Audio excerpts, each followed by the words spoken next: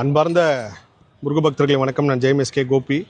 இதற்கு முந்தைய காணொலியில் நான் ஒரு விஷயம் பதிவு பண்ணியிருந்தேன். தெய்வ குழந்தைங்களுக்கு உதவி செய்கிறவங்க முக்கால்வாசி பேர் கன்னி ராசி இல்லை மிதுன ராசியாக இருக்காங்க, இல்லை புதன் கிரகம் சம்மந்தப்பட்டவங்களாக இருக்காங்க, இல்லை விருச்சக ராசியாக இருக்காங்க அப்படின்னு சொல்லி கண்டிப்பாக அந்த காணொலி பார்த்தவங்களுக்கு நிறைய விஷயங்கள் தோணியிருக்கும்.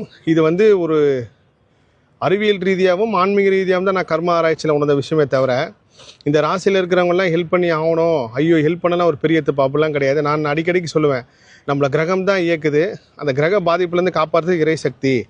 எல்லா துறையிலையும் கிரகப்படி தான் மனிதன் வேலை செய்கிறான். இந்தந்த துறைக்கு நம்ம இந்த துறையை தேர்ந்தெடுத்து போகலாம், அந்த கிரகம் தான் நம்மளை இந்த துறையை தேர்ந்தெடுத்து அதில் வேலை செய்ய வைக்குதுன்னு சொல்லிட்டு அப்படி தான் இந்த தெய்வ குழந்தைகள் உதவி செய்கிறதும் எல்லாராலையும் பண்ண முடியல அப்படின்றது நான் கண்ட உண்மை. ஏன்னா நான் ஒரு சில விஷயங்கள் ஒரு சில பேருக்கு பொறுப்பாக கொடுத்து இதை செய்யுங்க, நான் ஃபுல்லாக பயணத்தில் இருக்கேன் அப்படின்னு சொன்னாலும் அவங்களால கூட அதை முடியல.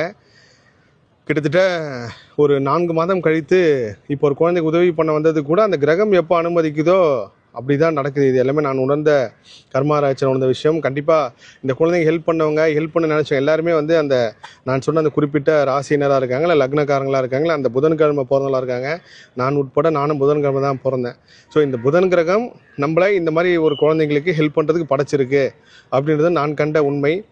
அதில் ஒரு சில விஷயங்கள் மனித சக்திக்கு அப்பாற்பட்ட விஷயங்கள் நடக்கின்றது நான் உண்மையிலே அந்த மதுரையில் அந்த ஐபிஎஃப் குழந்தை கிடைச்சா இருக்கட்டும், இன்னும் பெரிய அதிசயம் அற்புதங்களாக இருக்கட்டும், அதே மாதிரி எத்தனையோ பேர் சில விஷயங்கள் செய்யணும்னு நினச்சா அது டக்குன்னு செஞ்சுறாங்க, ஒரு சில பேர் செய்ய முடியலன்றது உண்மை.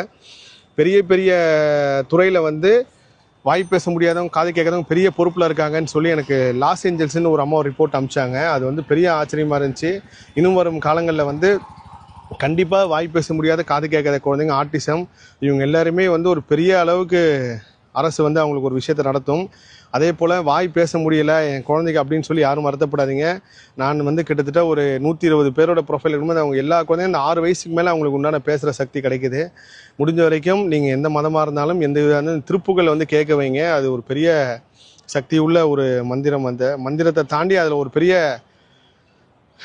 உயிர் இருக்குது அந்த பாட்டில். ஸோ அந்த திருப்புகளை கேட்குற குழந்தைங்க, பாடுற குழந்தைங்களுக்கு பேச்சு திறந்து எல்லாமே கிடைக்குது. ரொம்ப மகிழ்ச்சியாக நிறைவே அந்த குழந்தைக்கு மிஷின் கொடுத்ததுக்கு அப்புறம் தான் இந்த குரல் பதிவு செய்கிறேன். அந்த காணொலியும் நீங்கள் பார்ப்பீங்க. எல்லா புகழும் முருகனுக்கே. நன்றி.